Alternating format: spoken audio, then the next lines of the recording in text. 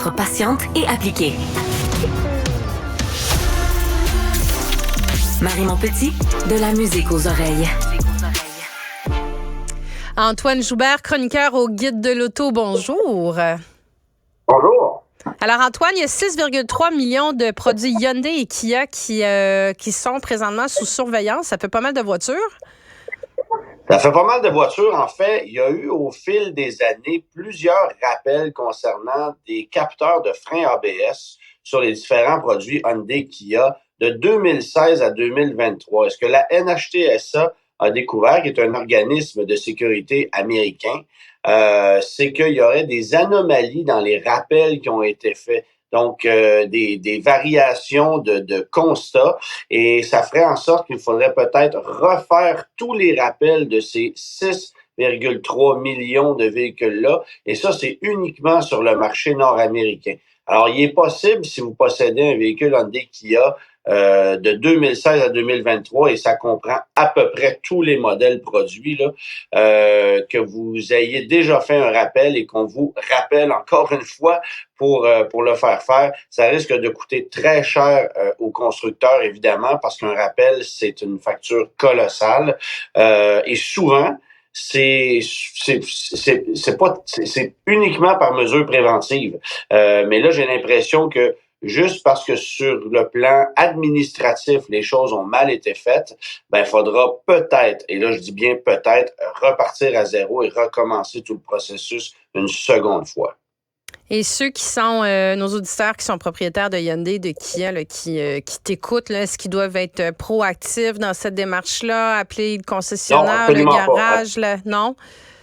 Non, absolument pas. Et moi, j'ai pas l'impression qu'il y a un risque quelconque de danger. En fait, attendez de recevoir une lettre ou un courriel de la part de votre constructeur, et c'est le concessionnaire qui se chargera de prendre rendez-vous s'il y a un second rappel. Il y a même des véhicules qui ont été rappelés dont les rappels n'ont pas encore été faits. Alors non, il y a absolument rien à faire. C'est juste que quand tu regardes la quantité de véhicules que ça comporte, ben ça prouve qu'il y a eu des lacunes sérieuses, et que pour qu'on ait ça sous la loupe à la NHTSA, c'est parce que c'est sérieux.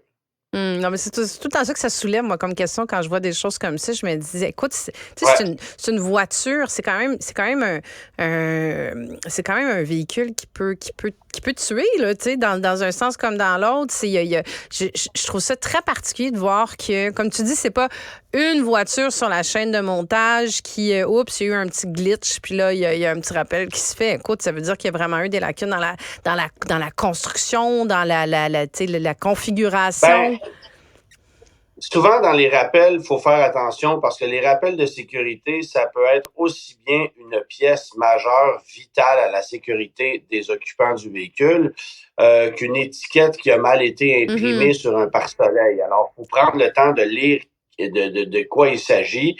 Souvent, le message pour le point d'ancrage du siège d'enfant n'a pas été correctement traduit, puis on fait un rappel là-dessus. Il n'y a aucun danger, là, pour l'automobiliste. Mais quand, tu sais, on se souvient des...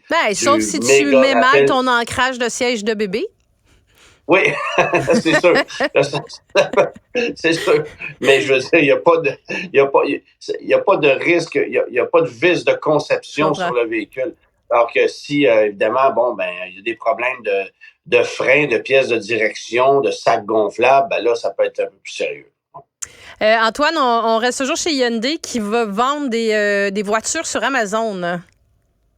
Ouais, la semaine dernière, on était au salon d'auto de Los Angeles pour le dévoilement officiel du nouveau Santa Fe qui va arriver plus tard dans l'année. Et on en a profité chez Hyundai pour annoncer un partenariat sérieux avec Amazon. D'une part, dans les futurs produits Hyundai, à partir de 2025, on verra la plateforme Alexa d'Amazon être intégrée à l'ensemble des véhicules de marque Hyundai. Mais on pourra aussi effectivement magasiner, et ça c'est pour l'heure uniquement aux États-Unis, des véhicules sur Amazon. La façon que ça va fonctionner, c'est que avec votre code postal, on va déterminer un rayon dans lequel vont se trouver plusieurs concessionnaires. Vous aurez ainsi accès à l'inventaire d'une vingtaine, d'une trentaine de concessionnaires pour choisir votre véhicule et l'acheter via la plateforme Amazon, vous le faire livrer à domicile sans jamais devoir vous déplacer chez le concessionnaire. Il y a plusieurs personnes qui risquent d'apprécier énormément ce genre de processus-là. Évidemment que les concessionnaires ne sont pas particulièrement heureux de la chose parce que il y a toujours possibilité de prendre livraison du véhicule au concessionnaire et d'acheter des produits connexes au concessionnaire plus tard. Mais pour le concessionnaire lui-même qui veut profiter de la présence d'un client pour pouvoir vendre d'autres produits ou pour pouvoir acheter un véhicule d'occasion, par exemple, ben là, ça devient un peu plus problématique. Mais il y a des gens pour qui le processus de magasinage via un concessionnaire est un cauchemar. Ils seront uniquement heureux de dire, bon, ben moi, je suis allé sur Amazon, c'est une Hyundai Elantra que je souhaitais acheter. Il y en avait une rouge à tel concessionnaire, je l'ai acheté via la plateforme Amazon, on me la livre chez moi, fin de l'histoire. Alors, ça va pouvoir être possible, ça, aux États-Unis dès l'année prochaine. Et j'ai l'impression que ça sera pas long avant que le Canada emboîte le pas. Mais encore une fois, ça, c'est évidemment si les concessionnaires ne s'unissent pas pour se plaindre de cette possibilité-là. En même temps, c'est une vente de plus. Mais comme les concessionnaires en ce moment au Canada font surtout du profit sur ce qui englobe un véhicule et non pas sur le véhicule lui-même, ben ça risque de freiner plusieurs concessionnaires ou qui ne voudront peut-être même pas afficher l'ensemble de leur inventaire. C'est dur de dire comment ça va fonctionner. Mais il y a une certaine révolution là, dans la façon d'acheter un véhicule via cette plateforme-là, je pense. Au profit du consommateur, probablement, parce que ça va permettre de magasiner un petit peu plus facilement. En terminant, voilà. Antoine, la nouvelle Toyota Camry qui va être exclusivement hybride. Oui, la Camry, c'est la berline intermédiaire la plus populaire sur le marché nord-américain. Évidemment, je dis nord-américain, mais c'est particulièrement le cas aux États-Unis. C'est la voiture la plus vendue depuis plus de 20 ans là-bas. Chez nous, on est davantage du côté des voitures compactes, alors que chez les Américains, c'est plus des intermédiaires. Pour vous donner une idée, d'ordinaire, c'est du 10-1 entre le Canada et les États-Unis. Donc, si au Canada, on achète 10 000 véhicules, bien, ce même véhicule-là est vendu à peu près à 100 000 unités aux États-Unis. C'est à peu près le ratio. Dans le cas de la Camry, on a vendu 11 000 Camry l'année passée au Canada. On en a vendu 295 000 aux États-Unis. Alors, c'est pratiquement du 30-1. C'est vous dire à quel point cette voiture-là connaît du succès aux États-Unis. C'est ancré dans les mœurs des automobilistes depuis très longtemps, la Camry. Et là, ben, le coup d'audace, c'est qu'on élimine le moteur 4 cylindres traditionnel. On élimine aussi le moteur V6 qu'on avait.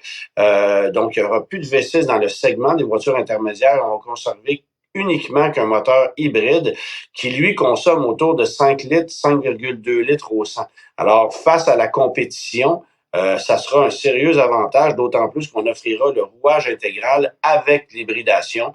Ça arrive, c'est un modèle 2025, mais qui va arriver au printemps de 2024.